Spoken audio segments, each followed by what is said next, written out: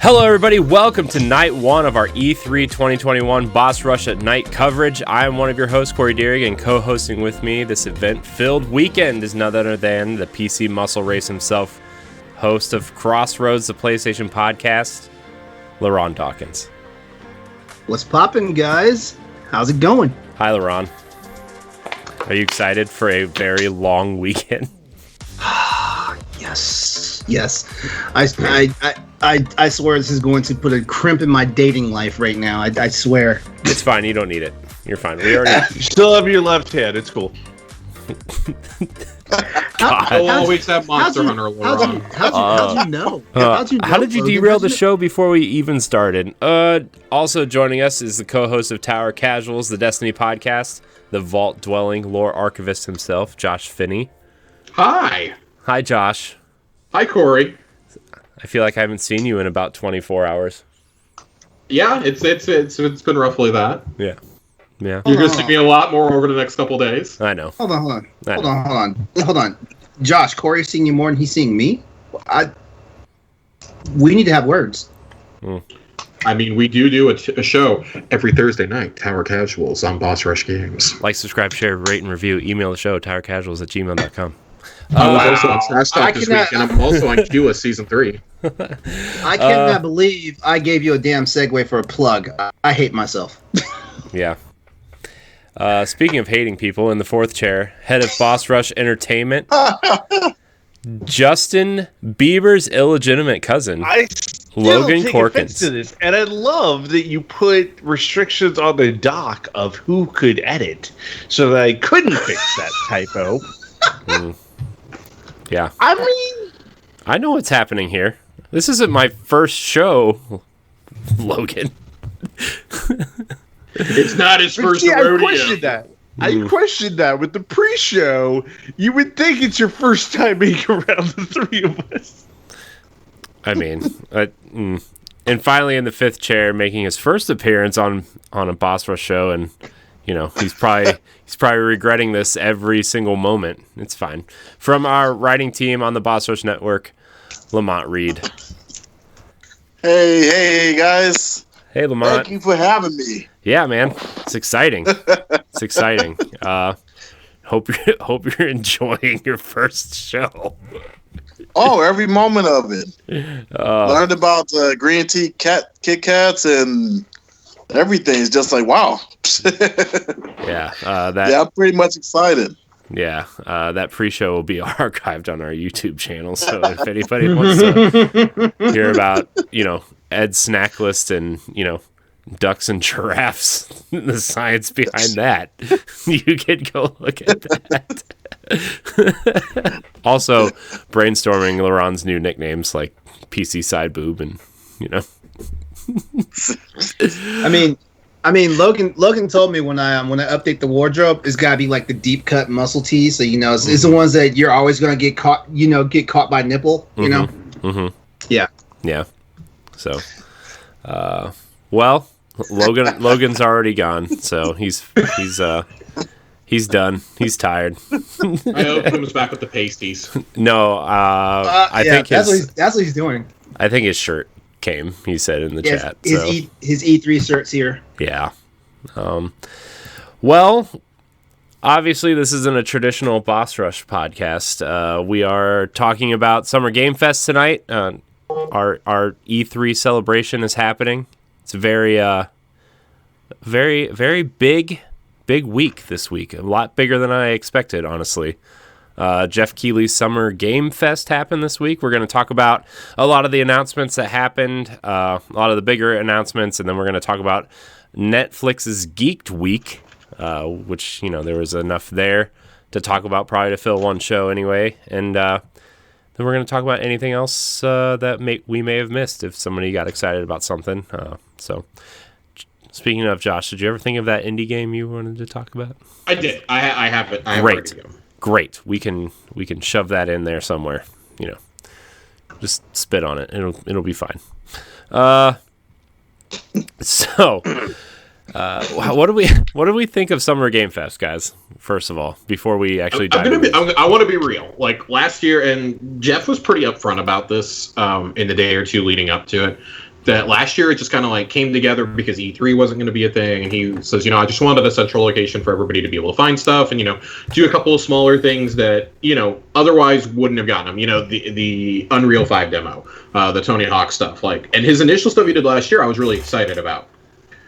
Less so this year, and I mean, there's a few people I follow in the industry who are like, I get what Jeff's trying to do, but I don't really see a need for this.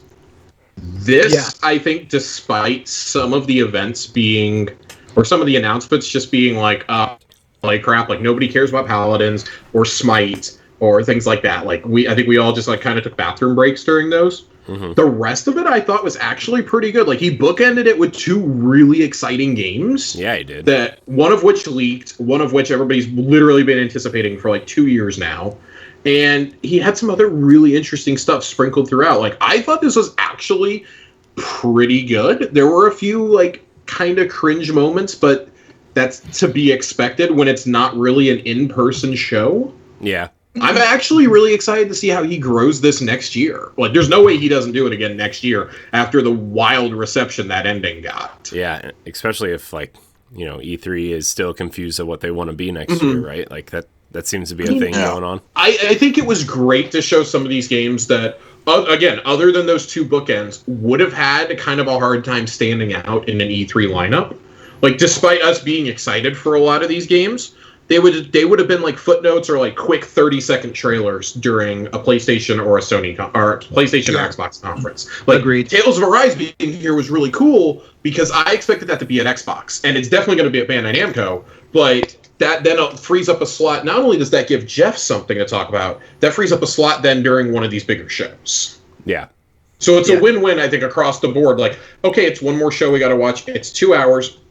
Cool. If you don't want to watch it, nobody has a gun to your head forcing you to watch it. You can always read a write-up. We have a really good write-up up on BossRushGames.com right now. Yeah. Yeah, just to piggyback off of what Josh was saying. Actually, I was actually very impressed with the Summer Game Fest. Of course, there was a couple of snooze moments in throughout the show and stuff like that. But overall, when you compare it to last year's show, which Keeley did admit it was kind of thrown together and stuff.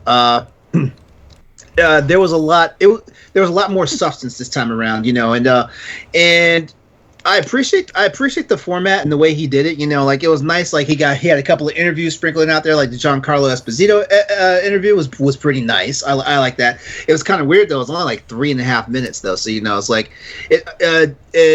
so I don't know. I liked it overall. It was not bad. Everyone knows me. I'm not the biggest Jeff Keighley fan, but I actually think he actually pulled together something pretty nice this time around. Yeah. I'll say I feel this way. I feel the same way I do about this as I did about both the Game Awards and the Gamescom show the first year that those aired, the first year or two, where I felt like there was a lot more they could do, especially with a guy who's been in the industry as long as him, who knows how to do TV style hosting gigs. Mm-hmm. And I actually I may not really care about who wins awards at Game Awards, but I'm really excited for those reveals. He gets a lot. They unveiled fucking Series X there, for God's sake. He's gonna get big things. They know that if he gets something, he's not gonna let it leak out, right? It's a very tight knit crew that he works with for production, and in a year or two, I can see this being something that we actually look forward to. Mm-hmm. Right. Yeah. I thought the biggest thing to struggle with was pacing, and there was a few things you could have cut. I mean, there was the stuff with I know Ember Moon and Hannibal Buress, that little playthrough with Keeley didn't really seem like it really fit within the show. I thought the beginning part was really good. Of course, I'm going to get excited every time Ashley Birch is on screen, so I love that. But it was that middle section that really just kind of fell apart. I was texting with Josh the whole time, and it was that thing where it was I love this idea and I love what he tried. Just you got to tighten it up, make it tight. There was no reason for it to be an hour and a half, solid hour tops.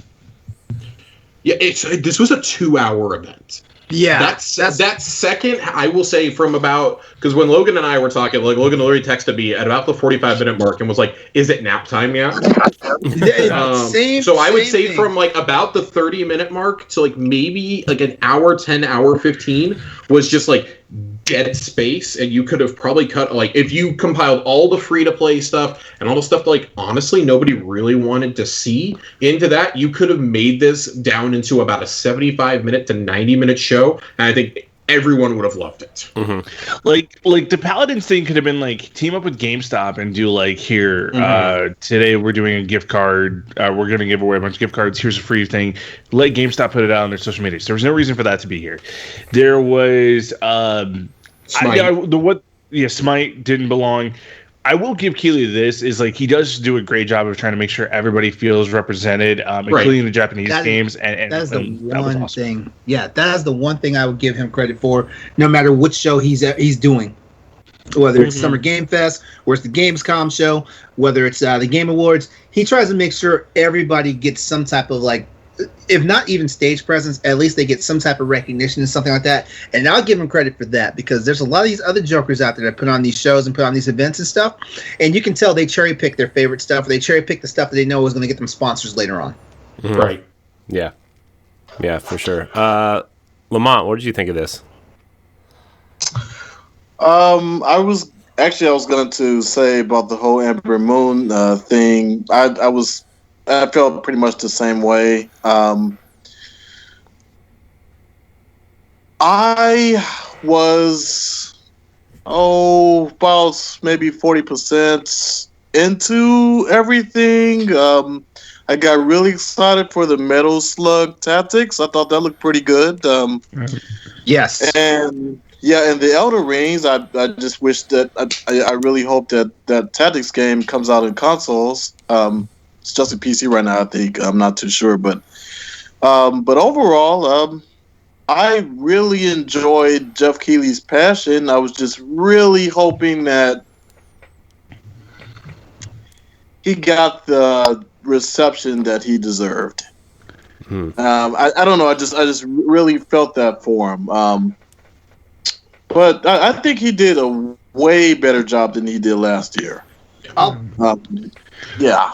Well, and like with the Ember Moon stuff too, is like, you could have gone with the up, down angle. Like, you could have just sent it over to Austin Creed, let Austin do it where he has a little bit more of a personality. You could have made that stream a little bit more the up, down, high energy style. Like, there's choices Keighley made that I don't agree with, but like, I get why he did it. So can I float something here?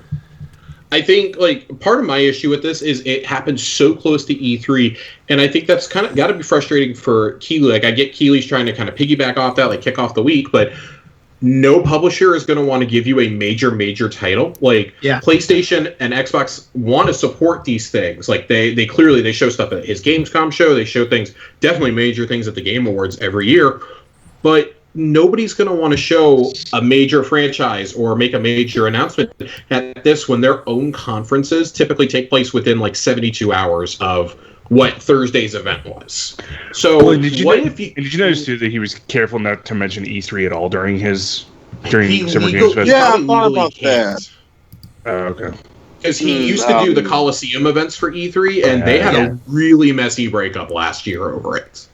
Because he was like, I can't support what the ESA is doing anymore. I can't be a part of this. Like, I don't like this. I don't like the way that they're trending the show. Like, it's clear, like, he wants to do more interviews and things like that, and they just simply didn't want to fund it.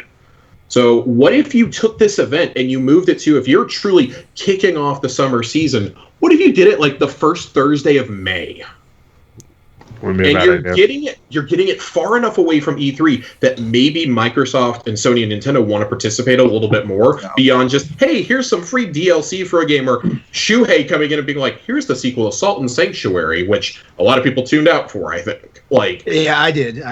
Maybe that's how you give, like, here's a gameplay teaser for our next PlayStation IP. You're gonna get an extended demo at our E3 showcase next month. Or at our State of Play, since they don't do E3 anymore, at our next State of Play, June 15th, for example. Like, what if you do something like that? You give him a 2-minute snippet, and then you get like the full 6-minute reveal in the state of play. Something like that, I think, would be really cool. Like, he's a guy that if I was a game developer, I'd kind of want him to show. Maybe not if I'm like a first-party dev, but if I'm a third-party dev, like the guy who's working on Evil Dead, I would want him to show my game because he's going to get more attention to it than a Microsoft or a Sony would. No. Now, the one thing I think is kind of crazy about this whole thing is like, man, like he's gonna stretch this thing out until July 22nd. So I want to clarify on that. He's not. What he's doing is he technically took all the events that are happening this summer and put them under that banner. That's all it is. Yeah. He's not actually doing things. He's been really clear that yesterday's event is the only thing that he is doing this summer. Okay. He's doing that, and he's doing Gamescom in August. That's smart. Like usual. That's smart, though. So. Not like last year where he tried to pretend like everything was under his banner. Like, he's still saying it's part of Summer Game Fest, but that's because he's trying to aggregate everything on one web page. Like, he's not actually trying to host everything. Yeah. Or be like, oh, I'm the reason this came together. Good. Yeah, it's because the EA Play got bumped to July. Yeah. Now the only thing I'm 2 bourbons deep. The only thing I want to talk about is that Metal Slug Tactics, because in all honesty, I have all the stuff they showed that night, and I know you guys are about to razz the hell out of me. I have all the stuff. No, that game looked awesome. Yeah, I want it on Switch though. That feels like a game that I would play. It's coming. It's going to come to Switch, because what happens is like games are on the PC, then they wind up on Switch, then they get the PS4 and Xbox One. Yeah. Well, we're gonna talk about that a little bit more in depth later in the show. But we're gonna kind of run through this list of games here. Kind of, I would say, I don't want to say order of importance, but order of just kind of, I feel like, popularity a little bit. So, Wednesday, right? It was Wednesday. Battlefield 2042 was announced. It is taking place in the near future, as they say. It's happening. We thought it would happen. Obviously, the rumor of it coming to Game Pass day one was not true, and that it was dropping this week was not true. Battlefield 2042 will not have a campaign. It will not have a battle royale, which I think a lot of people were surprised at, but it will include 128 player battles on next gen or on current gen systems. So if you want big player battles, that's where you're going to want to play that. How do you guys feel about Battlefield? I think it I'm not a Battlefield guy, but this was it was the most interested I was in Battlefield, but that's not saying much because obviously I just don't really care about Battlefield. But it looked like they were trying to take on Call of Duty head on, and I think that setting it in a near future environment in a year where Call of Duty is rumored to be going World War II is pretty smart. The only thing I'm going to say about this is like I was really excited at first but I was thinking it was Battlefield 2142, which in my opinion is one of the best Battlefield games because it's not the traditional formula. And I was like, 2042, and then I saw what it looked like, and I was like, oh man. It looks good though, but it wasn't what I expected. I saw the 42, and I immediately thought it was like the next version of Battlefield 2142. Yeah, I think that's what a lot of people thought at first too. Yeah, so I was underwhelmed. But this still looks good. It still looks good. Yeah, I'm totally here for this. I'm more of a Battlefield guy than a Call of Duty guy personally. I played an ungodly amount of Battlefield 3 and 4. Really, really enjoy them. Obviously, I've kind of fallen off the Battlefield wagon because they did Hardline, Battlefield 1, and Battlefield 5, none of which interested me. But them not doing a Battle Royale, good. You can't compete with it. EA already has Apex Legends. They don't need another Battle Royale. Yeah. Doing a campaign, not doing a campaign, that kind of bums me because I really like the action set pieces that DICE does, but I realize that I'm in an extreme minority of people who actually play those campaigns to completion. I'm the guy who I play Call of Duty for the storyline, guys. I don't play it for the multiplayer, and that's not a joke. But they probably looked at what Activision did a couple of years ago with Black Ops 4 and saw that it did not stop slowing down. people were actually really happy that there was no single player campaign in that game. So I think when you take things like that into consideration, that's cool. I'm bummed that there was no actual gameplay. It was a 6-minute cinematic trailer. Yeah. And we have to wait till the Microsoft show for Battlefield gameplay, which I think that's a little dicey because for me that all but I see what you did there. No, to me we're all but I get like, oh, it's to build hype, like it's probably part of the EA Play partnership with Game Pass. Like I understand the logic behind this, but to me that screams that like a bigger sign for the Microsoft show. You might not get the Halo multiplayer reveal that everyone was thinking we were going to get, like we did with 5. They'll probably just say, by the way, here's a new campaign demo. We're going to have the multiplayer beta available for you right after the show. We're not going to show 2 first-person shooter multiplayer reveals in the same show. You don't think they would do that? They won't. That's what I'm saying. Like, they're not going to do that now. No. Well, and then you also have to assume we're getting at least another 6 to 8 minutes of this with the Microsoft showcase too. I mean, right, which is the other thing I'm not overly jazzed about. Right. I mean, like, they easily could have made their own event out of this. Like, Call of Duty reveals their stuff in Warzone now, but I mean, you could have had, with all the build-up they did to this reveal, there's no reason you couldn't have given us this trailer last month and given us the gameplay reveal on this past Wednesday. It feels like the gameplay going to Microsoft was probably a last-minute move. Like, Microsoft may have just delayed something out of the show and been like, hey, we really need something. Would you guys want to bring this in? Because so many people were like, it is happening the first week of May. And then it didn't happen. And Andy McNamara over at DICE had to come out and say, hey, guys, we're really sorry. We were planning on it this week. We're doing it in 3 weeks, though. So we'll see you guys, like, the first week of June. And that was just, like, really weird PR coming from DICE, of all people. Yeah.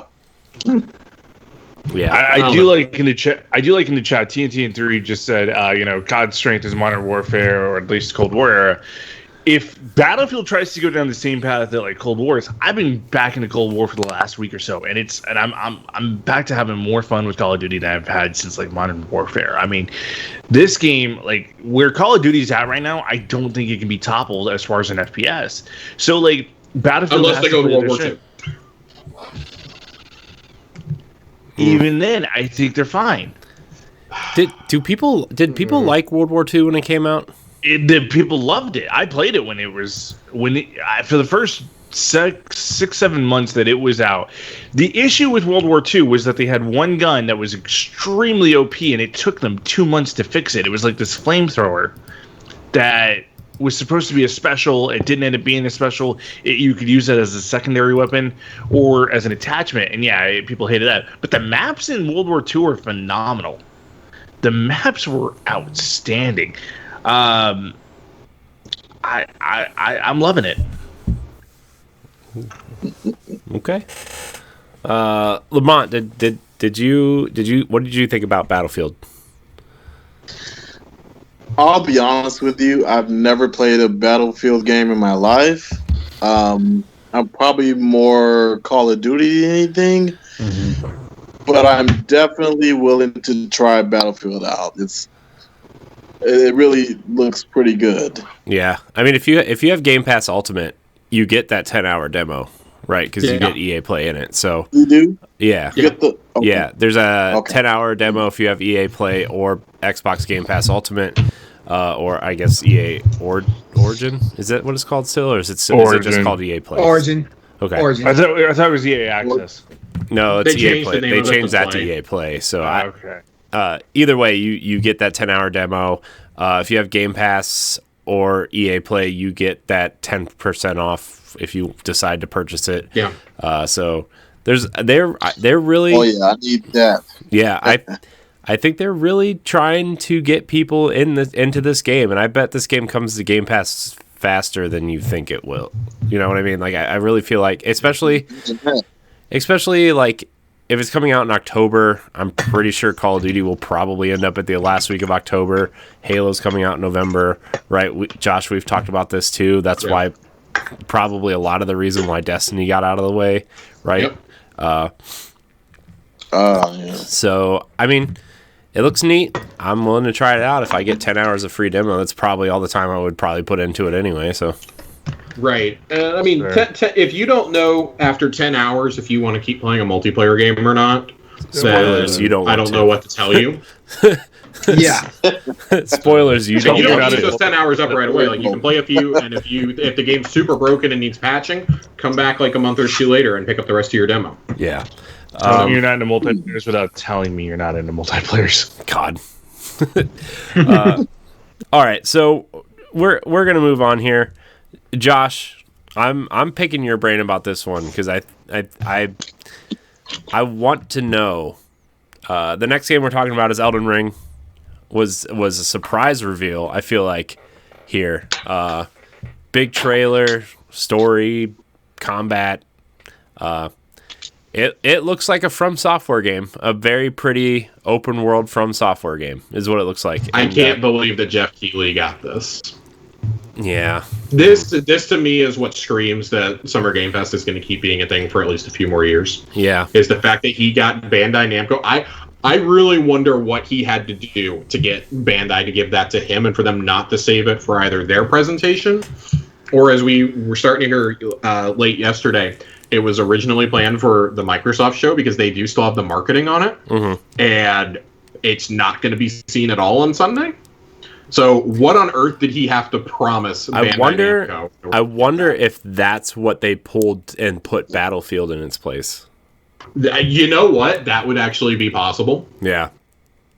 That would make a lot of sense. But the game, the hype and the fervor surrounding this game is astronomical. It's some of the most I've ever seen for a new IP, and that's twofold, right? It's From Software's pedigree. When's the last time From Software made a bad game? Before Demon Souls. I guess before the original Demon Souls. I guess the last not great game they made was Dark Souls 2, right? I guess. I know it wasn't bad, but I know people don't seem to hold that as high as the rest of. I would still say it's an above average game personally. The point is, From Software hasn't made a truly bad game in a long time. Kingsfield 7. They're a pretty well regarded studio, and it's from Miyazaki, who's he's the guy behind Bloodborne, the guy behind Dark Souls, Demon Souls, etc. Mm-hmm. And George R.R. Martin. This is what that rat fuck is doing instead of finishing Winds of Winter. Is he's writing a new universe. And the one reason I'm really excited for this game, because I don't like Dark Souls, I don't like Sekiro, I've never tried Bloodborne, but it's downloaded to my PS5 to You're try that guy. PS Plus collection. I'm that guy. This is the closest I'm going to get to Winds of Winter and A Dream of Spring, so I'm going to have to play it to get what if he doesn't finish the juicy books? George R.R. Martin storytelling. What if he doesn't finish the books and you just have to play this game to figure out what happens? Dude, okay, I'm already having to live with the idea that the HBO finale is going to be the finale to the series, and I'm already not happy with that. So I don't need any more traumatizing thoughts right now, Corey. But this is a game that feels like it was made for me. Or you find an abandoned library and the rest of the books are in this library and you just have to sit in the library. I maintain that he's finished Winds of Winter and Dream of Spring, and he's just not going to let them be released until he's dead. So he doesn't have to listen to people complain about him. Probably. This is the plot to National Treasure 3, page 47. Oh my god! Oh god! Nicolas Cage, call me baby. We're going on. Going on an adventure. Side Get Martin tangent. Freeman in on this. Side tangent. Isn't Disney Plus doing National Treasure 3? They're not doing Disney is National Treasure working 3, on but it. they are doing a TV series. They are working on it. Jerry Bruckheimer's back. They can't get Nicolas Cage. He doesn't want to come back to play Ben Gates again. Why? He's also probably getting too old for it, frankly. No, he's not. Just get the guy that they lost in The Hangover to replace him, right? That was his sidekick in that movie. Riley Poole? I don't know what his name was. If Riley's the lead character, I'm not watching. I'm not watching. Just get John Voight. All right, definitely can't get him right. Fine. You know what?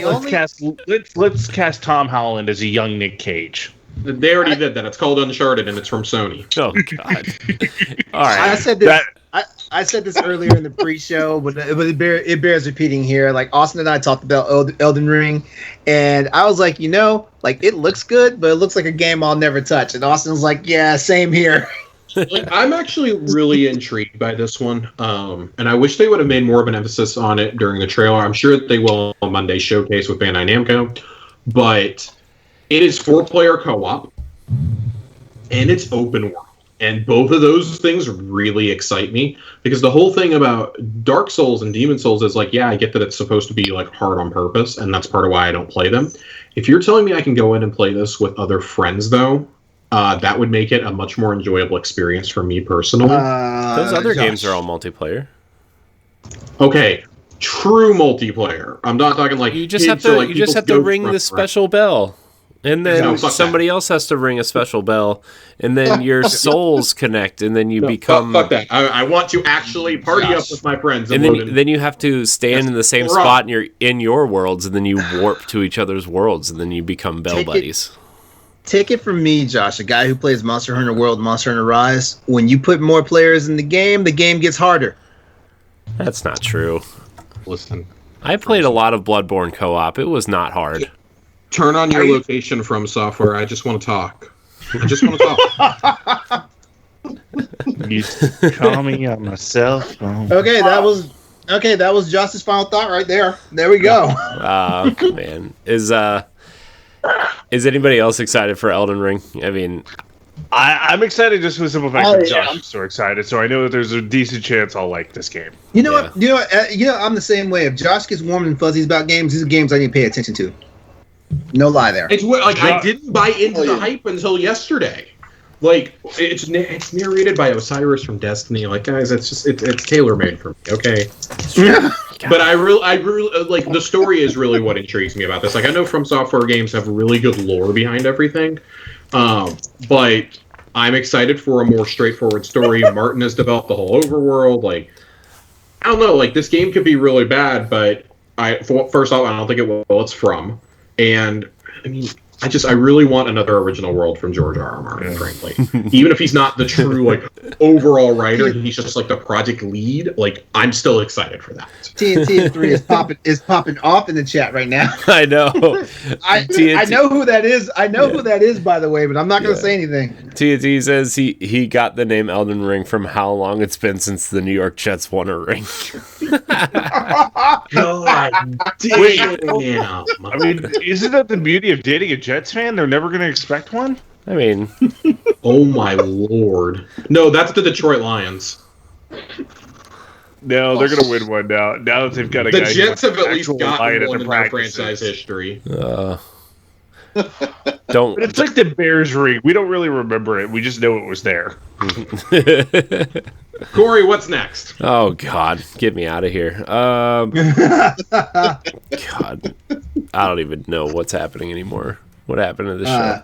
The game that I'm really excited for is next. Okay, so... Oh, really? Yeah, one of the surprise announcements that I thought was going to get announced at the Take-Two event, but it was announced here, was Tiny Tina's Wonderlands. This game, I'm not a huge Borderlands guy. I actually just re-downloaded the first one to try to maybe play through a little bit of it. This game looks amazing. Tiny Tina is kind of, if for people who don't know, is a fan favorite of a lot of people who play Borderlands, right? She's a side character. But they made it clear that this was not a Borderlands game. It is Tiny Tina's game, starring Ashley Birch, right? And then a whole slew of people. Andy Samberg, Wanda Sykes, Will Arnett are in this game. It's kind of based off of the Assault on Dragon's Keep DLC for Borderlands 2. Somebody wrote a really good article on this if you want to check it out on bossrushgames.com. Logan, tell me why you're excited for Tiny Tina. I'm excited because this is giving me two cast members in this, and I'm not talking about Birch, ironically, that haven't been in a lot of video games, but when one of them has, it's been a huge impact. When Will Arnett, his cast as Lego Batman, like, that just always felt like a perfect role for him. But him doing more video game related stuff is just a beautiful freaking combination of a really skilled voice actor with someone who brings more charisma and more charm to most characters than anybody else I know. I mean, Will Arnett is a phenomenal choice. And then gotta give a shout out to the 9-9 with Andy Samberg getting cast. I mean, I never knew I really wanted Andy Samberg in a game unless it was like a buddy cop with him and Judge Judy. This is a perfect game for Andy Samberg. And then you combine that with, a video game legend like Ashley Birch, who has just been all over the place with Outer Worlds, Horizon, doing everything that she's done. I mean, this could be one of the most complete casts we see as far as the voice acting is concerned across the board this year in video games.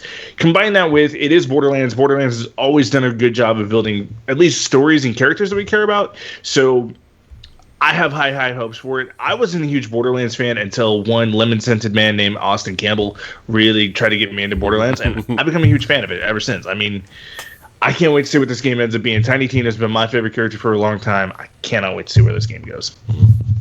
Yeah. Josh, we talked a little bit about this on Tower Casuals. How are you feeling? Especially because of the D&D aspect to it. That's what's getting me. Like, I've never been a massive Borderlands fan. I just recently got into Borderlands 3, waiting for this latest Destiny season to start. I was playing through it with our friends Nerd and Colonel Panic. And it's been a lot of fun, but I definitely get the criticisms on Borderlands 3 after playing through it. This looks like it's way more up my alley. It's a standalone game. They made it pretty clear that it's Borderlands, but it's not. Like, it's not in the Borderlands universe. Like, it's basically in Tina's mind. It's kind of the vibe I'm getting. Like, this is something she's imagined. And for it to look like it's going to combine Borderlands with D&D is really, really exciting for me. I play a lot of D&D. For anybody who doesn't know, I play a lot of Dungeons & Dragons. So I'm excited for this. I'm excited for Dark Alliance. Anything with dragons and guns, sign me up. I'm here. I'm here for it. Dragons and guns. Dragons and guns, baby. And then add in an awesome and super talented voice cast. Like Logan said, I never knew I needed Andy Samberg in a game until now. Yeah. Yeah. So it looks like you're not playing as Tiny Tina, though. Because they, like, later in a press release, they said that that character at the beginning who was shooting the dragon was the player character. Which makes me think that the player character is Andy Samberg. Will Arnett's probably the bad guy. Yeah. Yeah, that would... Well, I could even see it inverse. I could honestly see them making Andy Samberg a bad guy. Yeah, a comedic bad guy, yeah. Yeah, especially with, like, how Handsome Jack was handled, right? That was his name, right? The bad guy of... Yeah. Yeah. LaMont, how do you feel about this? Oh, I'm very excited about it. Yeah. Okay, sorry. Go ahead, Lamont. No. Go ahead. I'm sorry. I was just gonna say I found the press release. We can put these questions to bed once. Yes, please, Josh. Okay. Correct me. In Wonderlands, you create your own multi-class hero and loot, shoot, and cast your way through outlandish monsters and treasure-filled dungeons on a quest to stop the Dragon Lord, played by Will Arnett. Joining you are the headstrong Captain Valentine, Andy Samberg, and rule-obsessed robot Fret, played by Wanda Sykes.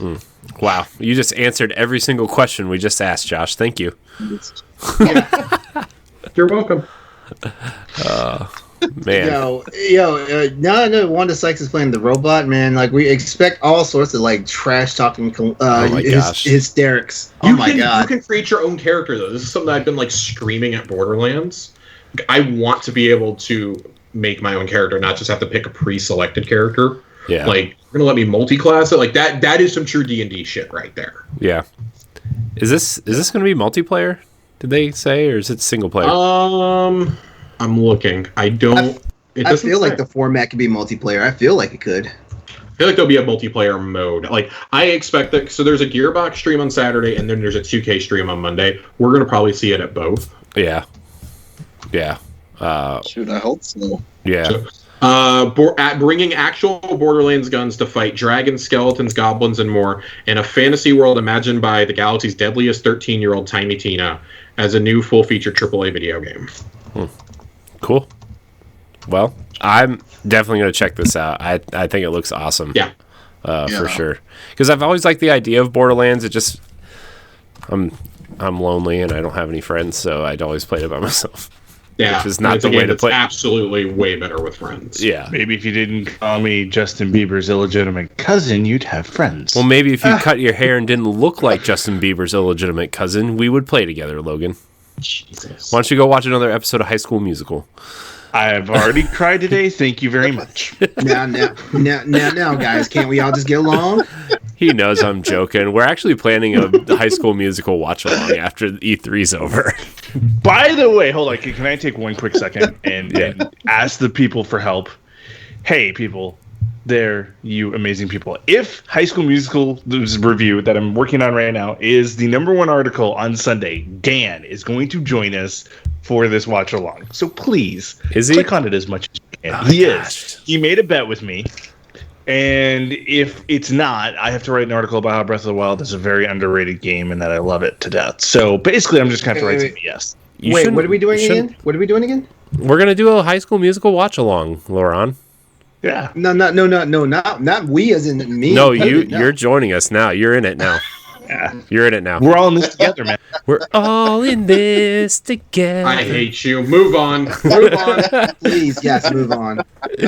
Oh my gosh, that was awesome. You didn't expect me to do that, did you? Did not. You didn't expect me to get my head in the game, did you? I'm really mad because you didn't notice the what team post I did the other day for Monstrous D3 promo. I saw it. Oh, thank you, LeRon. Oh my god. Okay, we're getting out of here. Speaking of things that people don't want to do, Death Stranding's director's cut is coming to PlayStation 5. I don't really understand what this means because isn't he technically an independent company? Why did he cut things from his own game? Because time frame. Because he only had wait, that Stranding was what 40 hours. I don't know. I didn't play it. So Actually, I've heard it can be modest, like 16 to 20 hours. 16 to 20, yeah, and that's if you don't do all the errands and the extra errands and stuff. This freaking campaign could go up to 60 hours easily. My understanding is that he had to cut stuff because Sony likely went to him and was like, hey, well, we kind of need something now. We teased this at the beginning of the generation. And we're like, what was it, like almost 5 years from announcement until release? It was 4 years. I think they probably got to a point where they were like, hey, we need something. Yeah. Which, to be fair, he pulled it off 4 years. Yeah. I'm not arguing that. I'm just saying, they probably, were like, hey, we're going to need something pretty soon. You can do a director's cut eventually. As soon as the game came out, he said how he wanted to do one. Yeah. So. No, I get it. I was just, being the angsty host. So, yeah, I don't know. I'm really interested. Josh, on that note, do you think that this game has any chance to come to Game Pass? Do you think that's happening at all? Nope. No. So Sony, I've seen some people go well, Sony didn't publish it on PC, which is true. They did not publish it on PC, but you have to remember this is made with the Decima engine from Guerrilla. Right. Yeah, then that alone kills it right there. Yeah. Even if Sony didn't own the IP rights or publish it on their console, that you still run into that issue. They're probably okay, fine, it's going to go to PC, whatever. We're not going to allow this on a competitor's platform, though. Yeah. LaMont, did you play Death Stranding? You know what? I didn't. I was going to. Then I heard some mixed reviews, so I think I'm definitely going to probably check it out. This one on the PS5, see what this is all about. Yeah. So far, I was just hearing you can finish the game, and like you said, it's 20 hours. It's walking simulator, whatever that means. But yeah, I'm definitely going to check it out. Yeah, I feel like this. Yeah, I feel like this new generation is kind of the place where you want to play, later gen games from last gen. Like Ghost of Tsushima got that 60 frames patch, which Josh, I know you're going to talk about that on Crossroads. God, dude, it's so good. A lot of these games are getting those upgrades, and I feel like that this would probably benefit from that, right? So, never been a better time to play Death Stranding, guys. Never been a better time. Oh yeah. Logan. Yo. How do you feel about Death Stranding's director's cut? Love it. Yeah, absolutely love it. Look, I played the game. I haven't beat Death Stranding, so I need to get back into it. I need to beat it. I think really what it comes down to, like for me, liking the director's cut is give me more of the Mads Mikkelsen side of the story. I really like how they did his character in this game, and I think the director's cut could go a little bit deeper with that, and I really hope that's the way they go. I mean, it looks like we're getting more Normas and Rita stuff, which I'm never going to complain about. So, like, cool, awesome. But overall, like, I'm excited for it. I'll play it for sure. LeRon? Yeah, I'm on the hype train for this, given that I held out and got the PC version of it when it came out. So yeah, that's another strike on my Crossroads pedigree there, but whatever. But yeah, hey, the PlayStation PS5 games are coming to PC 2 years after they launch, right? Like Phil Spencer said. And you know what? As the resident PC muscle race for Boss Rush Games, I'm here for it. Yeah. I mean, right now, Sony's got this nice scheme going on because I'll buy the game on one console, then I'll buy it again on PC. So they're getting Sony's becoming the new age Capcom. That's all. Don't worry, LeRon. Monster Hunter Rise will be on PC soon, so you can put your Switch away and make fun of us again. That's one of my big announcements that Monster Hunter Rise will get announced on the Switch sometime during E3. I mean, I'm sorry, for PC on at E3. Yeah. All right. So this next game is, I think, one that I'm actually really excited for. Tales of Arise got a new trailer. It showed off the villain for the first time. It showed off the world. It showed off the party all together for the first time. I don't know if you guys are big fans of the Tales games, but I really loved Tales of Symphonia, which was the first one I played on GameCube. Yep. Tales of Exilia 1 and 2 on PS3 were really good. Tales of Vesperia, actually, just before this trailer even dropped, I got on Switch for real cheap. I'm going to play through that. Like, I just think the Tales game is a really, really good JRPG, if you're looking for something to satisfy you between, whatever, Final Fantasy VII Remake 2 and whatever else. Tales games are awesome. So I really loved the trailer too.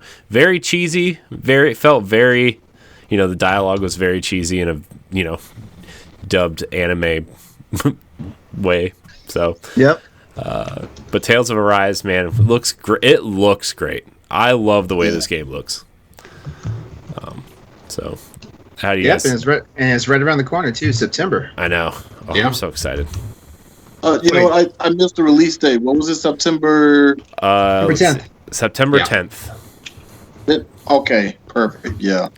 I was a huge fan of the Vesperia, Tales of Vesperia, and you like that? That on the PS3 too. Yeah, I would love it. Yeah, man. And this game looks really beautiful. I can't wait to try it out. Yeah. Man, I'm glad you said you liked Vesperia, because I was like, I don't know, should I get it? Should I not get it?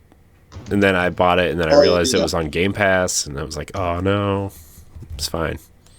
So, anybody else excited for Tales of Arise, or am I or LaMont and I the only ones?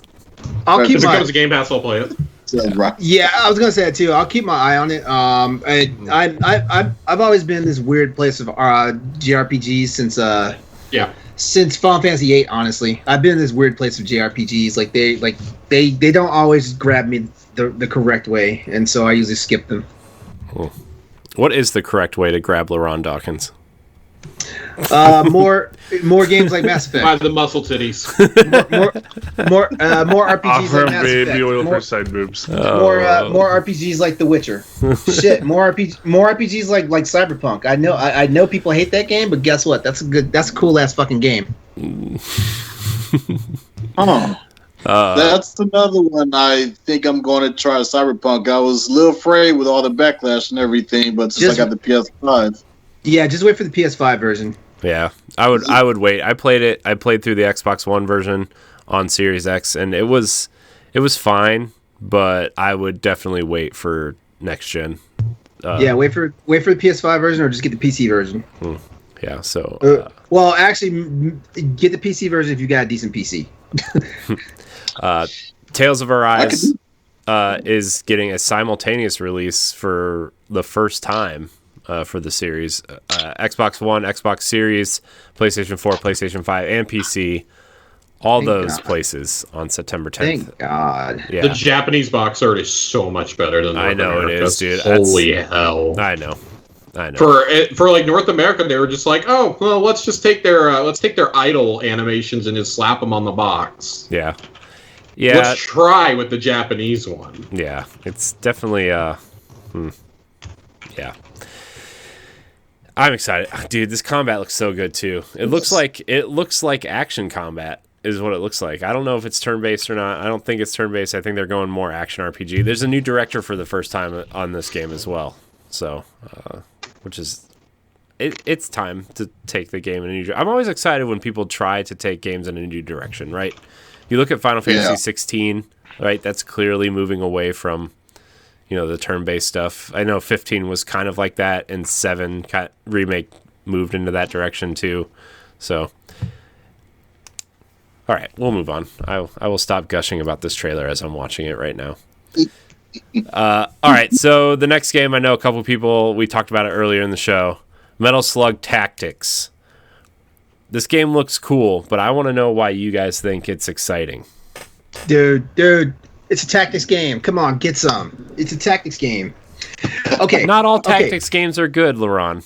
Not all tactics games are good, but Metal Slug. Okay, we can appreciate the fact that it's taking one of like SNK's like favorite series and changing the formula and making it a tactical style game. It's got the classic art style. I mean, hell, if you're not a fan of Final Fantasy Tactics, then this might not be up your alley. Like me, I'm gonna play the living fuck out of this game. The only thing that bugs me though is it's released on the PC, and I mean, you guys can see my setup here. I have a 49-inch ultra wide monitor. The thing is gonna look all. There's gonna be a lot of tactics going on that screen, LeRon. It's gonna be all pixelated and everything, but I'm hyped for it. So yes, I want it. 49 inches of tactics.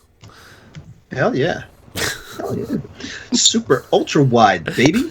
I don't want to hear about your 49-inch super ultra wide tactics. LaMont, why are you excited for this game? LeRon pretty much summed everything, the graphics and everything. I was actually surprised there was even another Metal Slug game coming out, because the last one was. There was 5. There was one Metal Slug XX on that Xbox Live Arcade, I think was. I remember that game. I haven't had a chance to play that one. From all the reviews, they said you could skip it. You should just play the old ones. But also, that was 15 years ago at this point. So, jeez. I think it looks good. I'm all for a good tactics game. Logan, Josh, you guys excited for this? You guys want to try it out at all? No. Josh just like y'all are lame. Josh like no. Pass. Just go find the tallest bridge and take a leap. No. I play games that look interesting, LeRon. Oh. God dang. I'm going to do the one thing LeRon never, or LeBron, no, sorry, not LeRon, LeBron never does, and I'll pass this one. LeRon likes tactics game because he's old and his reflexes are bad. Tell us, Grandpa, how was Age of Empires on Windows 94? Hey, Age of Empires is a great game. I can tell none of you guys here appreciate a good game of chess. So move on. Grandpa, how was it when Flight Sim came out for the first time? What was it like with TV switch from white to color? Okay, Josh, you want to know what's stupid about that? I played the What was it like storming the beaches at Normandy? Do you still have a waterbed, Grandpa? Oh, God. How did this...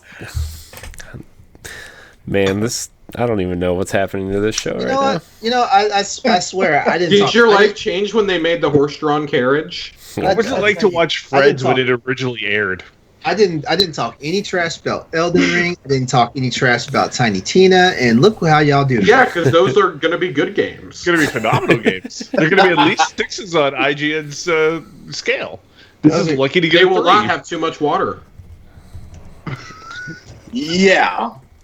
Rainbow Six Quarantine changes names. Rainbow Six Quarantine changes name. Let's do this. All right, we're gonna move on. So before the pandemic, they announced a Rainbow Six spinoff game called Rainbow Six Quarantine. It's a 3-player cooperative objective-based game. Probably zombies and shooty bang. Which was rumored to also have a mobile application to it too. Yeah. Well, let's just not go there. It's supposed to have a PS Vita version too. Yeah. No, that was Patriot, I thought. No. Back when it was called when it was called Rainbow Six Parasite. No way Ubisoft's wasting money on Vita, and I'm not saying that's a bad thing. I love Vita. No, back when it was called Rainbow Six Parasite, like there people spotted like tech details as saying that there was supposed to be some type of PS Vita connectivity. It's probably dealing with the PS4 version, but whatever. But obviously, we went into real life quarantine. Some of us did. Some of us still had to go to work for a year and some change.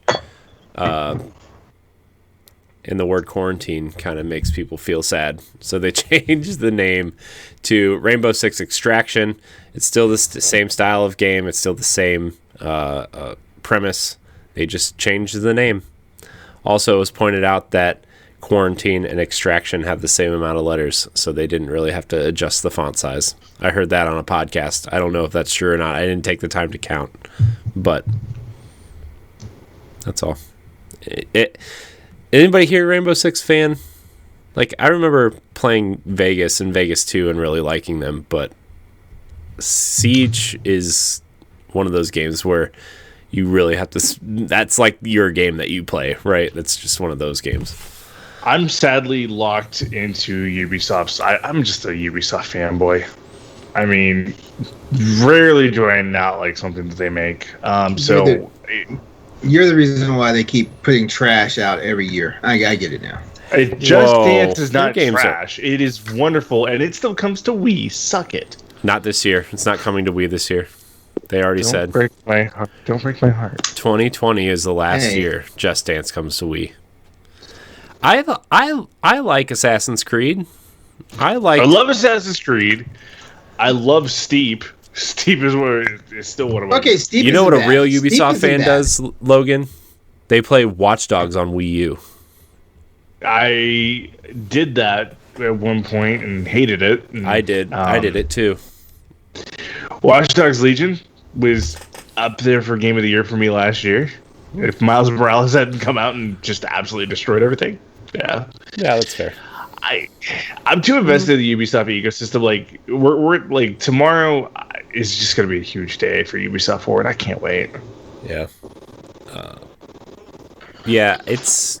I don't know how I feel about this game. I probably won't play it. I'm not gonna lie. I think it's interesting that they changed the name. You know, I don't know. Maybe it's because I didn't get the full quarantine experience. You know, but LaMont, how do you feel about Rainbow Six Extraction? Are you gonna check it out? I really don't know. I'm not even sure. Yeah, I probably will. Because I remember hearing about that story myself, and I don't know. I probably will. You know. Yeah. And I've been trying a lot of franchises lately. On Twitter, there was a question about. I think Celeste liked this one. I'm not too sure, but there was a question on what franchise should you try right now, and I just downloaded Horizon on the PS5. It's a good one. I'll be checking that out. It's a good one. You're gonna like it. Yeah. If you don't like it, if you don't like it, this is your last episode. It's good to see you. Have a great day. For real. Because Logan will show up at your house. He will find you. He will find you. Oh shoot! The words of my hero. Also, you don't understand. You don't understand. I almost lost the rights to be the host of Crossroads the first week of the show. He about did. Wow. It was. Can we go on a side tangent here? Why does Why does every Ubisoft game have to be called a Ubisoft original now? Why is that a thing? Because why are they trying to be fancy here? Why does all the Boss Rush Entertainment stuff has Boss Rush Entertainment stuff in it? Like, I hope that it's the Ubisoft Forward : a Ubisoft original tomorrow. God, Josh, I hate you so much right now. I hope they do it for the pre-show too. Don't give him any ideas. I hope. Remember when Aisha Tyler used to host them? Those were good. Yes. Oh, yes. no, I really like Aisha Tyler, by the way. Yeah, me too. Yeah. Whose line? Yeah. Yeah, whose line is it anyway, man? What a gem she is. She needs to do more things. Also, She was really great. This is Girlfriend and Friends. Also, she's she plays some sort of character in the Santa Claus 3. The worst of the Santa Claus trilogy. She makes she's she's Fairy Godmother. Yeah, she's Fairy Godmother. Oh, yeah. Shout out to Aisha Tyler. You're invited on this show anytime. Yep. Also, don't watch this episode in particular. Check out one of our more tame episodes. Jesus. Don't listen to the pre-show either if you're watching this show. Yeah, the pre-show. I kind of embarrassed myself on the pre-show. I mean, you didn't tell the story about the duck and the never mind. That is true, but I did say something about You domestic did violence. tell a de-apology joke. Okay, everybody was worse than me. All right. Rainbow Six Extraction. See more during the Ubisoft Forward, a Ubisoft original. We'll probably talk a little bit more about that. What, tomorrow? Is that when Ubisoft is tomorrow? Yeah. Is today Friday? Today Jesus is Friday. Christ. Today is Friday. Oh, God. I am so glad. I am so glad we made it to the weekend. Jeez. We did. Some of us did. Man. Speaking of weekends, there's a beta coming for Back 4 Blood, the Turtle Rock Studios developed game in the wake of Left 4 Dead and Left 4 Dead 2. This game looks really cool. It's bringing back all those vibes. How do we feel about Back 4 Blood? It looks like Left 4 Dead, but new. How's everybody feel? I was hyped for it with the initial trailer back in but whose show was that? I can't remember whose show it was when they made the announcement. It wasn't a Sony show. Whose show was it? I don't know. I feel like it was some Back 4 Blood? Yeah. I think they just announced it. I want to say it was the Game Awards. Was it? It was the Game Awards. It was. Yeah. I don't know. It looks cool. Wouldn't mind some community game nights for Back 4 Blood in the near future. Josh, how do you feel about Back 4 Blood? I mean, I could take it or leave it. My enthusiasm for zombie games is just at an all-time low at this point. If had this come out 10 years ago as Left 4 Dead 3, I would have cared a lot more. Yeah. But I was already late to the Left 4 Dead train, and I don't know. In high school, it was fun to play because we'd all get together and we'd have multiplayer nights like every single Friday. Yeah. And it was a rotating selection of Halo, Rock Band, and Back 4 Blood. Or not Back 4 Blood. Left 4 Dead. Yeah. So I'll play this. I've heard great things from the people who played the alpha earlier this year. They really, really enjoyed it. And I mean, I'll check out the beta at the very least, but I can't see myself dropping money on another multiplayer game this fall. And this is the problem I'm running into. Because I'm already going to be playing Halo. I play a lot of Destiny. I'm going to be playing Forza when it inevitably comes out. I cannot see myself investing in a fourth or even fifth multiplayer game. Because Battlefield would take priority for me over this. Yeah. So I feel like this game's really going to get lost in the shuffle, and I feel bad for him. I don't know. I feel like it has an audience, but again, I think it's going to be one of those games like people are going to buy it, we're going to all rave about it for about 5 days, and then we're going to move on to the next. I think you're giving it too long. I think it's going to get an okay reception from the review. I think the reviews are going to kill this game. There is, but there's a very dedicated community that's wanted a third Left 4 Dead for so long now. Polygon's going to be the only one that gives this even like a decent review. Everybody else is going to say this is too childish. There isn't a place for this kind of game anymore. Do you really feel that? I really do. I mean, look, Left 4 Dead 2, yeah, it had a good reception to it, but man, with as much time has passed, I think the people who were like, let's think about it. When did Left 4 Dead 2 come out? What, 2012? 13? I honestly don't even know.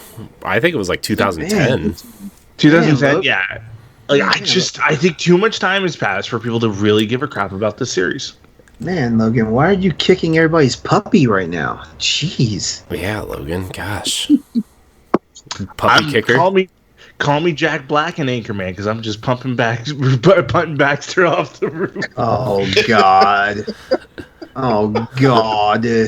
All right. Final classic words on film, Back by for the way. Blood. Classic film, Anchorman. They ruined it by making a sequel. That's true. That is true. Dude, the second movie sucked so bad. Oh, so sad that movie was bad because I wanted it so bad. The second one has some pretty great moments, though. It saw some really funny moments. Not sure. I'm not sure. All right, we're going to move on. So I feel like Microsoft made some sort of weird surprise appearance here, even though they have their own showcase that's 90 minutes long. Talking about the future of Xbox and Game Pass and cloud streaming and stuff. Satya Nadella came on with Phil Spencer and talked about how dedicated Microsoft was to gaming, and kind of talked about moving away. It kind of said that they were kind of moving away from hardware, and obviously they're working with TV manufacturers to get the Game Pass app onto TVs, where all you need is a controller and Game Pass subscription, and you can stream games to your smart TV, which I think is really smart. Obviously, we're getting it on. We have it on phones and iOS browser-based stuff, which is not great at recognizing controllers at this point, at least for me. So I don't know. I thought that Xbox showing up was a nice surprise, and Josh, we talk about this often of how Xbox is kind of changing the way we think about games, and the cloud stuff is really interesting to have and as an option for players who aren't right next to their box. But they're really moving more towards ecosystem expansion and focusing less on hardware. I mean, yeah, I've been beating this drum for about 5 or 6 years now. Ever since we first started getting the rumblings of xCloud's, very, very, very early primitive form. Back at, I think it was Gamescom 2015. They had Halo 4 running on a phone. Because IGN, I remember, was talking about, and they were talking about how cloud tech was going to be helping them with Crackdowns. At that point, that iteration of Crackdown with its scaling and its destructible environments and things like that. And I was fascinated by that. But this is the next logical expansion. We all knew they were going to come to smart TVs. Phil Spencer's made no secret about that. But I think getting Satya Nadella out here was a huge deal. I mean, in that awesome Halo hoodie, nonetheless. I know, dude. That Halo hoodie was so cool.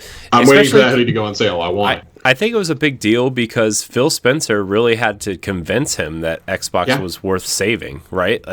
When he did, and then Nadella was convinced, and you'll never get me to stop believing this, that when he was pitched the idea of cloud gaming is likely what saved the Xbox brand being a part of Microsoft. But they want to bring it to smart TVs. It's going to come to LG and Samsung first. Those are their official partners worldwide.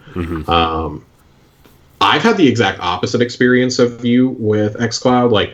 I've had a great experience in the browser. I play Destiny on it. It is a little rough with things being at 30 frames right now. But the other thing they confirmed during all this is the server blades are almost done being upgraded from Xbox One to Series X. So you're going to see improvements drastically in terms of performance. Before you move on, Josh, my browser stuff I'm talking about is through my phone. It works on my laptop fine. That's crazy. Yeah. What browser are you using in particular? I tried Safari and I tried Chrome. I've had no problems with Safari, believe it or not. I can't even get it to load in Safari.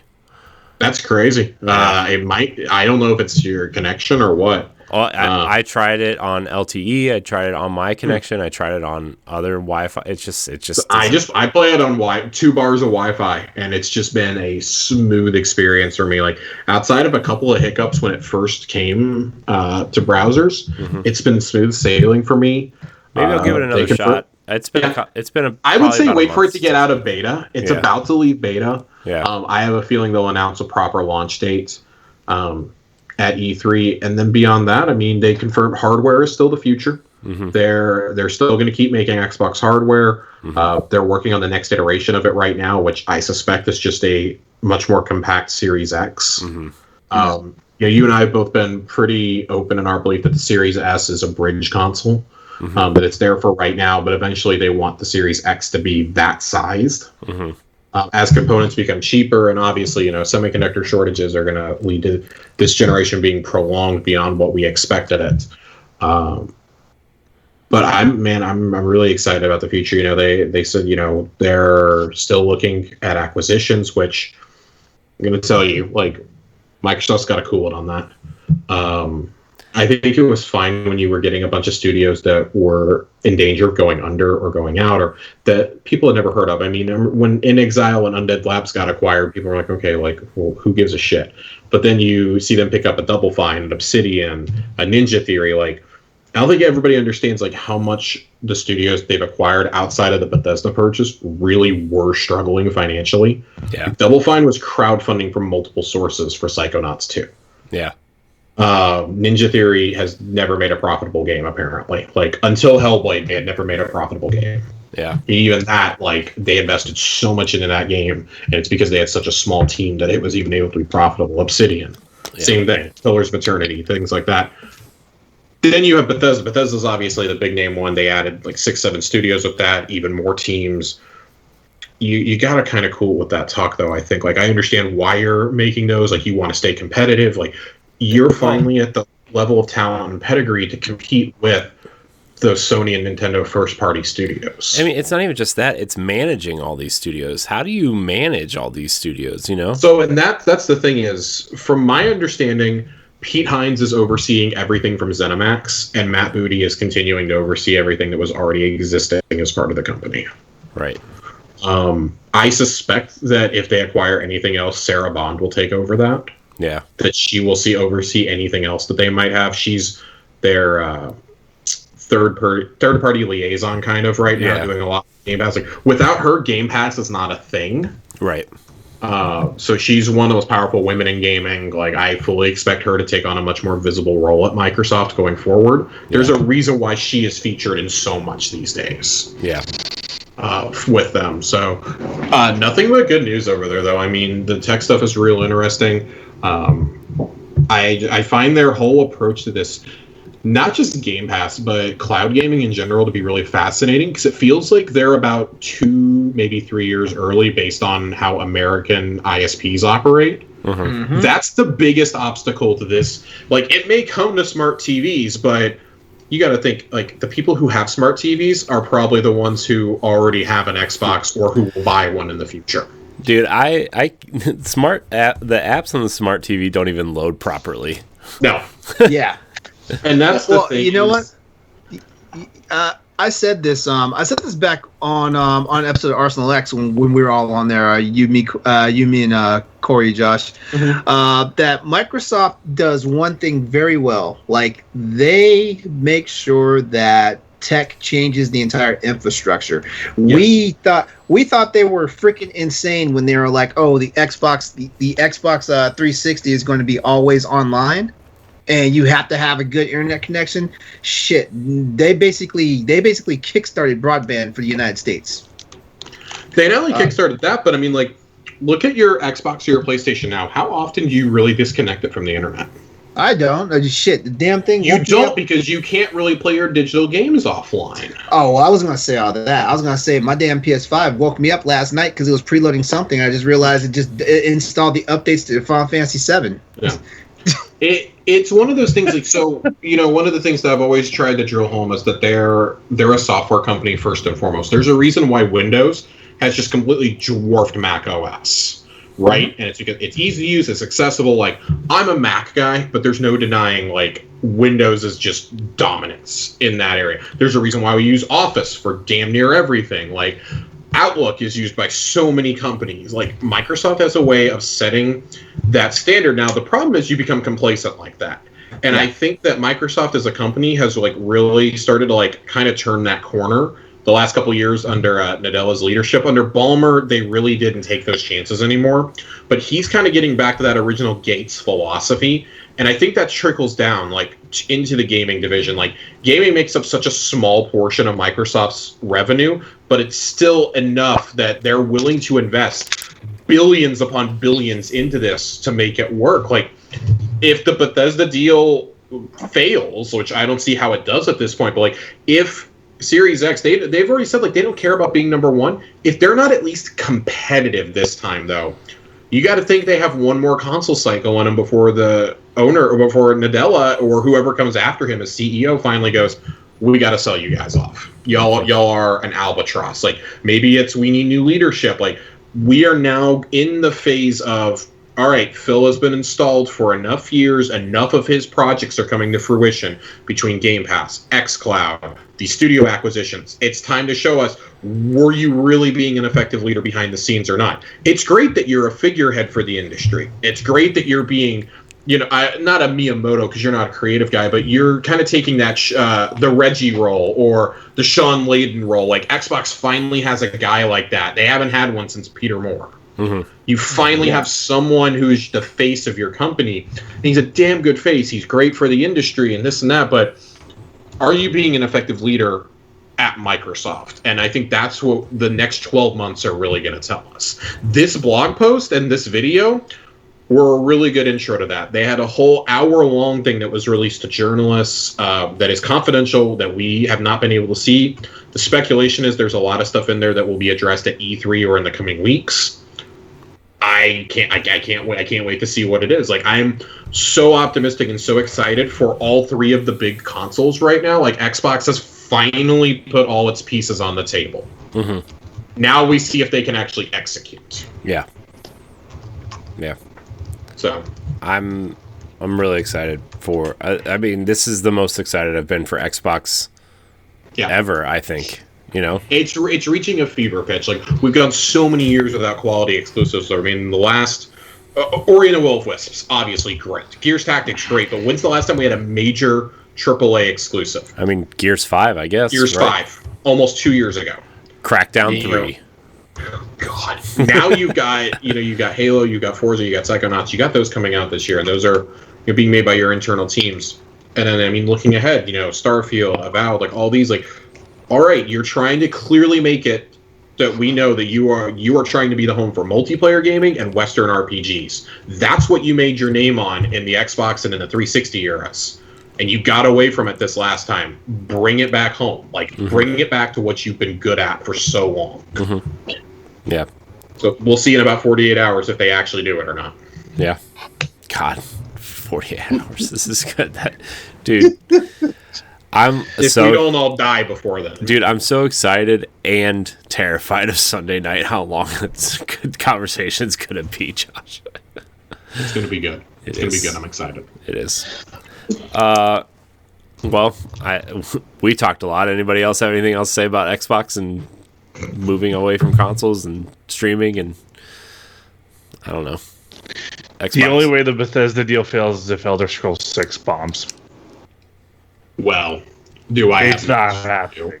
Do I have news for you, buddy? Is one of the most profitable cash cows in all of video game history going to fail? Yeah. Hey, now, if Elder Scrolls 6 fails, they'll just re-release Skyrim and everybody will be happy. Well, that was actually so tired of that meme, and you can tell Todd Howard is too. Josh, are we getting a remastered version of Skyrim for PS5 and Xbox Series X? Series X, no, because we already have the auto HDR and the 60 frames upgrade for the console baked in. Mm-hmm.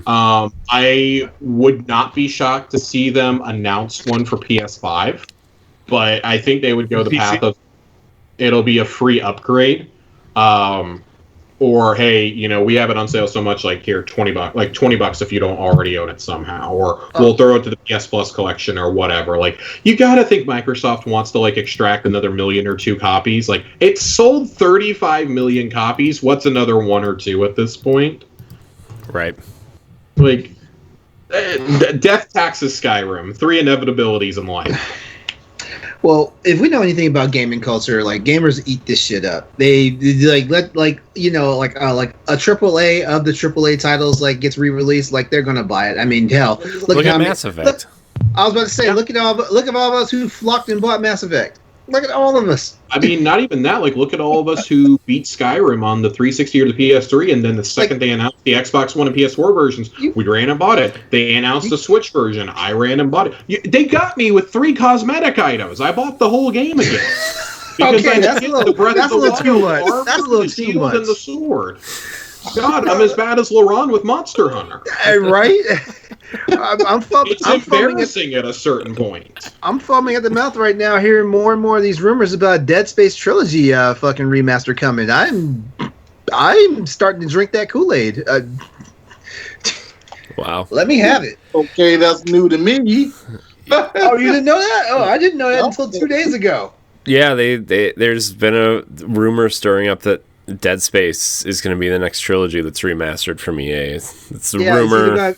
I don't know if that just spurred out of like, oh, Mass Effect is such a huge hit, and Dead Space is also a trilogy, so let's remaster it. You know what I mean? Well, I gotta find it, but it was a Twitter thread that was started from like two gaming insiders, and like 2 credible ones. Mm-hmm. Not like the same insider has been talking about the Switch Pro for like 7 years. Oh my gosh, if that Switch Pro doesn't happen this year, it's not happening. That's all I gotta say. The only reason I believe the latest one was because Takashi over at Bloomberg published it. Mm-hmm. And when he publishes something, I tend to pay attention, especially when it comes to like hardware. He seems to be the only person who actually knows what's going on with hardware, and he very specifically stayed away from promising a date. Just it's gonna happen in the next couple of weeks. Who said Nintendo was gonna pre-announce like their like the Switch Pro before E3 started? Because Emily Rogers said it. There were a few other people. A lot of YouTubers really jumped on that. Yeah, because y'all's asses were wrong. Yeah, no. Takashi, he published his after all that was like, yeah, no, it's not it may happen before E3. He was like, he literally said, I wouldn't be surprised, but I wouldn't count on it. Yeah, like I personally still think it's getting announced, but there's no way they were showing that without Breath of the Wild. Yeah, I'll be honest with you. They won't show it until after E3 is over. We'll see. We'll see on Tuesday. They won't. I feel like they might. If they were going to do it, I wonder if they would do it on Monday night. Just drop a trailer for it. Nintendo is just so fucking weird with how they do things. They literally they revealed the Switch at midnight. It's true. It's entirely possible to go, oh well, it's Tuesday in Japan. Let's announce it. It's funny. It's funny they dropped the reveal for the Switch on midnight when they can't even get like pre-release games ready to go at midnight or at 12:01 a.m. All I'm gonna say is I'm glad they did it at midnight. That was before we expected these things because I got my pre-order in so easy. I know. God, as opposed to announcing pre-orders are going live at 11 a.m. And then they're sold out like the whole 12 seconds later. Thanks, guys. Oh, dude, I was so scared I wasn't gonna get the Switch pre-order. I was like, man, I've never seen Logan so bored in my life as we're talking about the Switch. Look at him. My defense, I did just finish an article and wrote some other stuff. So, oh my god! Look at this guy being productive during the show. This guy is not taking his podcasting duties seriously. I know. That's why we let him talk about baseball and I'm totally taking it seriously. It's just not anything that I'm an expert on or can really talk about. You wrote a whole freaking article. I was trying to figure out what I'm doing on my date tomorrow. God. I said a bang, bang, bang. Okay. The last game, I do my part. I add my part to the show. Okay, I'm here for comic relief. How I Met Your Mother Q list. Check it out. It's a thing. You set me up for check it out. The plug. All right, where's our All right, next topic? our last kind of gaming related Summer Games Fest thing that we're going to talk about before we get into Netflix Geeked Week. Josh, you actually brought this to my attention. Ex Call of Duty Black Ops devs are making a brand new IP for PlayStation. LeRon, you should copy this article and talk about it on Crossroads next week. Just gonna, if you want. Oh yeah. No, Logan and I were talking about this one yesterday. No pressure. No, it was- We're both pretty excited to see what Oh happens. It was planned. As a matter of fact, I want to say that Crossroads is probably the first show that started pulling stuff directly from the Boss Rush Games website and featuring them. Shoot, Corey, just last week, one of your articles was mentioned on the show. No, not last week. I'm sorry. 2 weeks ago. 2 weeks ago. Mine? I haven't written any articles in a while. Yeah, I had to dredge it up through the archive. Oh, well. It was relevant to another article. I gotta go back to it. Oh crap! I've already changed the notes. All right. Well, while you put on your bifocals, I'm going to talk about this article here. So the former Call of Duty devs formed Deviation Games, and was set up by CEO Dave Anthony and director Jason Blundell, both who worked on Call of Duty at Treyarch. Blundell was the chief creative officer of Call of Duty's popular Zombies mode and left Treyarch in 2020 after 13 years. Long story short, they signed a deal with PlayStation to make them a cool game. Josh, since you brought this to my attention, I'm going to you first. What do you think? What do you think this game's going to be? I mean, I feel like it's going to be a new multiplayer IP. Yeah. Like it's going to at least be a game with a really strong multiplayer focus. They said they already have over 100 devs working on this game. And I was talking to Logan about this yesterday when it first got revealed. We both got really excited about it. And I think this is part of the larger Sony strategy, which is partnering with brand new companies for brand new Haven, IPs. They have the Haven. Jade Raymond studio. They've got the studio from the ex-Bungie devs. I forget what it's called, but they're making a new multiplayer-focused game exclusive for PlayStation 5. Yeah. Partner with studios who can do things, who have a history and a pedigree of doing things that maybe you yourself are not great at. I would say, as much as I love the PlayStation 5 lineup, and I've said this before, one of the things that I feel is lacking, just like I think Xbox really sorely needs those single-player, story-driven games, Sony desperately needs some really good multiplayer. And if two of these three studios can deliver that, that's awesome. Yeah. The whole goal is to bring in people who wouldn't normally play your stuff. I know a lot of people who play multiplayer games and they exclusively have an Xbox, but they're intrigued in the story stuff, but they're like, oh, we don't really play for stories. We play to hang out with our friends. If you start putting out some quality multiplayer games over there that are exclusive, not even from your internal studios, people will come. They will come to that. And this excites me. These are guys who were clearly confident enough to go start their own studio. The last time we saw that with Call of Duty devs, we got Titanfall and Apex out of it. Yeah. And then Jedi Fallen Order. So who knows where this studio is going to be at in a decade? Do you think they could pull one of Sony's IP that they own already? Do you think they could be making a SOCOM game? That was my first thought. Has long passed. I feel like SOCOM's going to be one of those games because Logan has his hand up. I have a dumb theory, but follow me on this. I have a dumb Both of those guys also have ties to another company called Insomniac. And what does Insomniac have right now that we assume is going to get announced within the next month or two, but we don't have actual confirmation of? What if they're part of the development team for Sunset Overdrive 2? You said Insomniac. Adding more of a shooter. Stop. You said Sunset Overdrive isn't coming anytime soon, especially with the success of Ratchet and Clank and Spider-Man. Which is why this makes sense. You bring Deviation to add more of a shooter element to Sunset Overdrive 2. It could Logan. You're talking Insomniac games here. Just bring back Resistance Fall of Man. I don't disagree with you, but I'm thinking, and I've said it on Josh looks like he needs another bourbon. I can't. I literally cannot drink anymore. If I drink anymore, my words are going to start getting real slurred, and that's going to be a problem for all of us. I'm already getting over animated. You get job drunk on me? He's gonna start to sound like Bobcat Goldthwait. In all seriousness, though, I do love Deviation coming on to Sony. I think this is a great opportunity. My issue with this, but these guys addressed it in their little blurb yesterday, was they have seen how the machine runs. They know the practices and standards that Sony is going to require. That is something that was a struggle on the 2 versions of Black Ops that they made. Black Ops 3 had a rough launch. Black Ops 2 had a very rough launch. So if Sony can fine-tune these guys and say, hey, double-check your facts, slow down, make sure this game's 100% before launch, look, this whatever these guys make, whether it be Sunset Overdrive 2 or be a fresh new IP, which I wouldn't be opposed to either, I'm 100% in for this. I mean, I genuinely love the games these guys have made. I know they're not the biggest fan favorites in the Call of Duty world, but I still love them.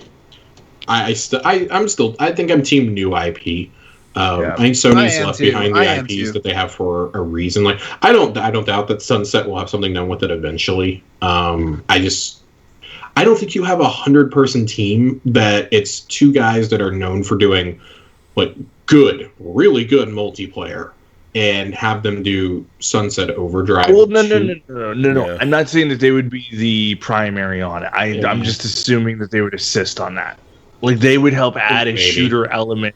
More of a shooter element. Obviously, Insomniac, if they were going to do Sunset Overdrive 2, would be the focal team on that.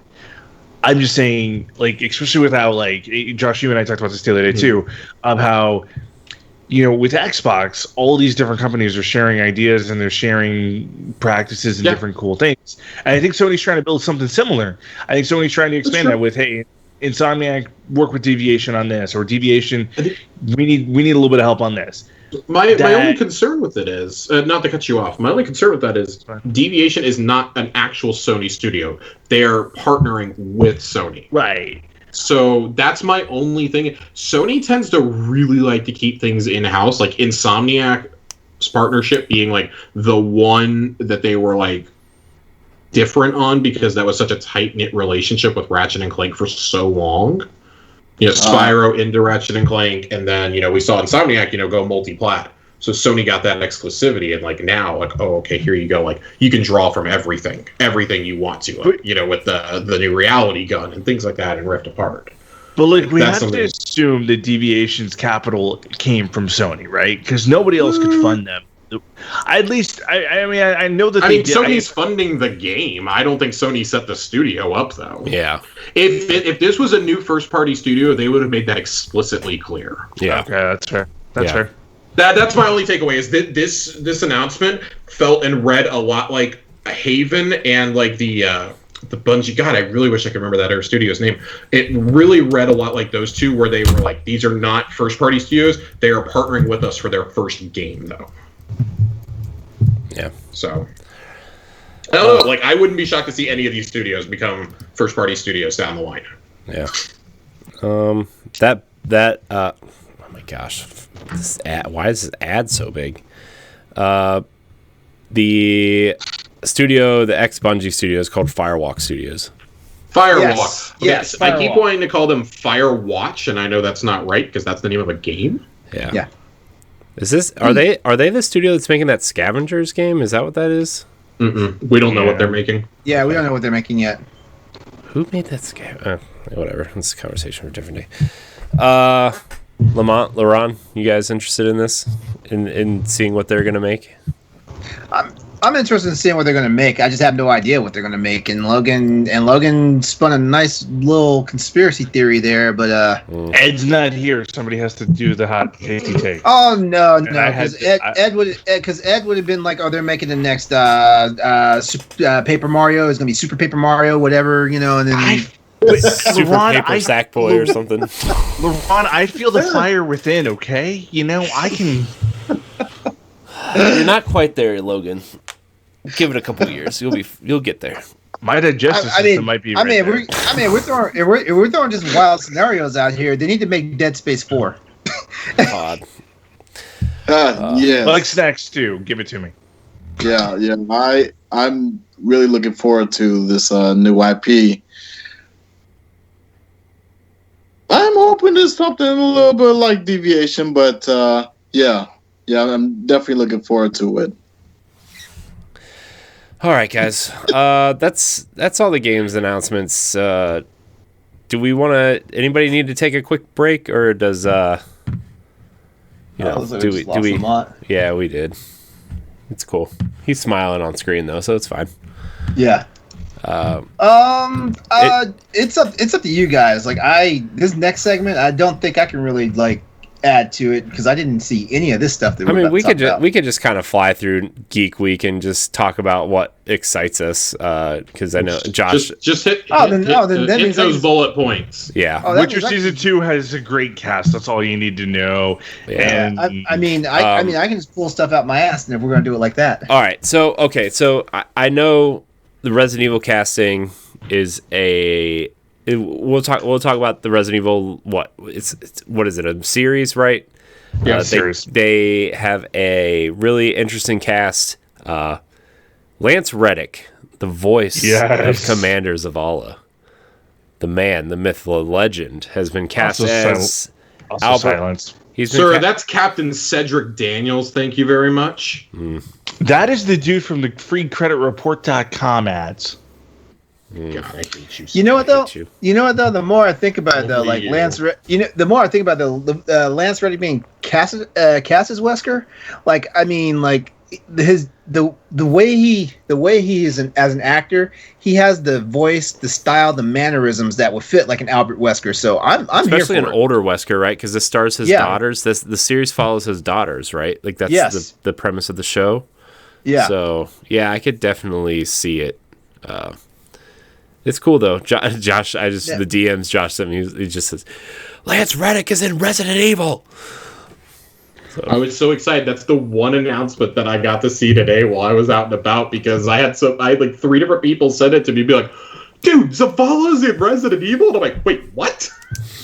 And then I saw that he was Wesker, and I was like, "Oh my god, this is awesome!" Yeah, it's cool. It has piqued my interest. I don't really care about Resident Evil really at all, but put Lance Reddick in something, guys. You just put him in there. I will attempt to watch it. Question for you then. No questions, please. Save your questions for the end of the show. Constantine Film is behind it, though, and I gotta say, there's a connection to the Resident Evil movie franchise. Does that change your thoughts on it? I mean, I only saw the first Resident Evil movie, and it was pretty bad. So, look, I have low expectations based on video game stuff anyway that is turned into other forms of media. So, yeah, my bar is pretty low. But you put Lance Reddick in something, I'm in. I will attempt to watch it. I will stand by that statement. He has such freaking range, dude. I mean, the guy's just insane. Lance Reddick, there's a third chair open on Tower Casuals anytime you want it. You can just pop right in and, you can take over Lore Corner for Josh and just narrate the lore as. Hold on. Resident Evil was. Excuse me? Resident Evil was originally a PlayStation exclusive. He gets first. Crossroads gets first dibs. No, I'm sorry. Yes. It's a TV show. Boss Rush Entertainment has first dibs. Lance Reddick literally plays Commander Zavala. Tower Casuals has first dibs.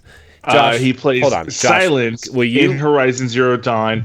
I think I have priority. Will you have a lore off with Lance Reddick on Tower Casuals? Dude, if Lance Reddick ever came on our show, I wouldn't be able to talk because I'd be crying the whole time. That sweet, sultry voice. I love it whenever he tweets out, and he tweets out little like selfie videos, and it's hilarious because he was recording all his dialogue for Beyond Light and for the last couple seasons in his closet at home. Yeah, and he would post a video and be like, "Hey guys, Lance here. Get ready to record some dialogue for Destiny," and he like gets really into it, and it's hilarious because he emphasizes certain like pronunciations and words, and it's like he's trying to be goofy, and he like stares into the camera with like gigantic eyes. And it makes me so happy whenever I see him post a video, because sometimes it's just like him like chilling like with his dog on the couch, like playing Destiny, like he's like talking to his wife off screen, and he goes back to playing, and it's like, oh, hey, cool. By the way, he plays not as a Titan, but he plays. My only gripe about watching him play Destiny, he has this huge TV, this really nice TV, and he's playing Destiny on a base PS4. And it really makes me sad. You're nobody can send this man a PS5. Or, yeah, like, nobody can send him, like, a better console? It's Lance Reddick. He's been in Horizon, he's in Horizon Forbidden West, and he's a major part of Destiny. None of these studios could get the man a PlayStation, at least a PS4 Pro. Right. Jeez. Oh, he's still playing Destiny at 30 frames a second. Oh. Netflix is going to be the one to give him a PS5 first. This man deserves more. I will give him my Series S. Not my I will not. I waited for that. So I will not. I love you, Lance. You're not getting my Xbox. Also, an inspired casting. The Cuphead show has cast Wayne Brady as King Dice. King Dice. So that's neat. Low key great casting. I mean, this show is just kind of like based off of like old cartoons, right? Like the game, right? I mean, what did they call that animation style though? They called it Disney 1.0. No, it's not that Like racist. No. That was the same style Disney was originally. No, in. I know, but not the Cuphead art style. The like art the style they're like using the for the style. show. Yeah. Oh, my bad. I forget what they called it. They called it like digital freehand or something. I don't remember what they called it, but I don't know. I'll watch it. Well, being technical about it, the style of animation used in cartoons from the Golden Age was called rubber hose style. Yeah, you're a rubber hose. What kind of show do we think this is going to be? Is it going to be for adults? Is it going to be for kids? Is it going to have dirty jokes? It's going to be for adults. It's going to have a lot of It's going to be for adults. It's going to be for adults. I'm very excited for this. Okay. Though. This is something I will 100% watch. Yeah. By the way, TNT in the chat says if you could have Lance Reddick or Keith David on a podcast, who would you pick? Lance Reddick. Lance Reddick. I'm gonna go with Keith David. It's because you're older than us. What's that guy? That's my excuse for everything. When your opinion is different. Significantly older than us. Whoa, sir. No, I don't like the way this whole. But I mean, like that's the problem. Though, is, like, when I was born, you're significantly older. Here's the problem. Like I like Keith David because I mean he has a connection to my favorite video game franchise ever. He's the Arbiter in Halo. It's true. But Lance Reddick has been my tower commander for 7 years now. Yeah. He's a different level of god. He was also in The Wire. So I feel like that automatically like gives you more like street cred. Shut the hell up. He's Admiral Anderson from Mass Effect. Shut the hell up. It's true too. Again, he's silencing the guy at the beginning. The black guy that gave you all the orders throughout the whole series. Dude, I played Mass Effect 1 13 years ago, and I've not touched the franchise since. I don't remember these people. I have slept a lot and drank even more since then. It sounds like you have a very bad deficiency there, brother, and you need to fix it. I'm good. Wow. Okay. So a few more TV shows were also announced. They're making an anime-inspired Far Cry Blood Dragon show, a Splinter Cell show, and ending one Castlevania show to start another Castlevania show. I'm very excited about the Castlevania one. It's the son of Sifa and Trevor. I mean, it's Richter, dude. It's fucking Richter Belmont. This is going to be awesome. Is it Richter? I thought it was Simon Belmont. I'm looking at the tweet right now. It is Richter Belmont. Okay. Calm down. Man. I will fight you. Man. Oh God.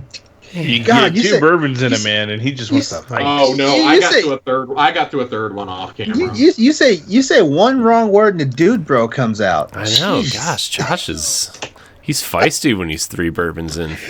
Sun's getting real low, big guy.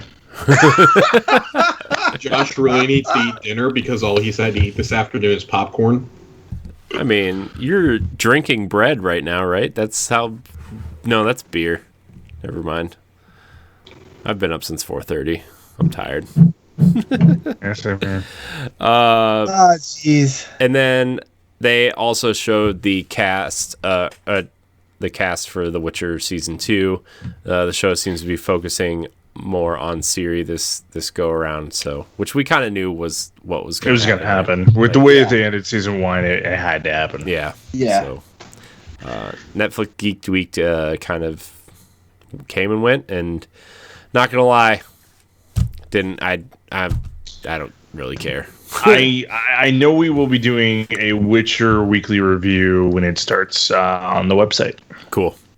Yeah. There was some other stuff during the week that was like pretty cool because it was a whole week-long event. Right. Yeah. Just today was like most of the game stuff. Was there anything? What was the other interesting stuff announced this week? I kind of just Resident Evil Infinite Darkness, which is the animated series. Yesterday it's Leon and Claire, and it is canonical. It takes place after RE4. Huh. And that's coming. Like the first few minutes are already up. Like that's coming out at the end of the month, I think.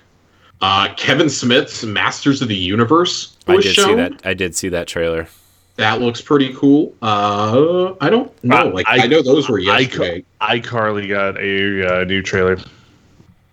Is that coming to Netflix? It's coming to Paramount Plus. It's Paramount Plus. Paramount jumped though on the same band, or like they saw Netflix was doing stuff, and they sent out like 3 different trailers for stuff.